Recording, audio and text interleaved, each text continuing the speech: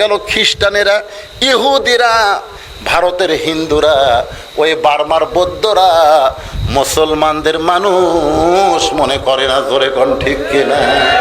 যদি মুসলমানদের মানুষ মনে করত তাহলে 400 বছরের পুরাতন বাবরি মসজিদ ভারত ভাঙতে পারত না। জোরে কোন কথা ঠিক কিনা? ওরা আমাদের প্রতিবেশী নয়, ওরা আমাদের শত্রু। মুসলমানের কলিজায় আঘাত। প্রত্যেকটা মুসলমান জীবনের চাইতেও আল্লাহর ঘরকে বেশি ভালোবাসে, ঠিক কিনা বলেন?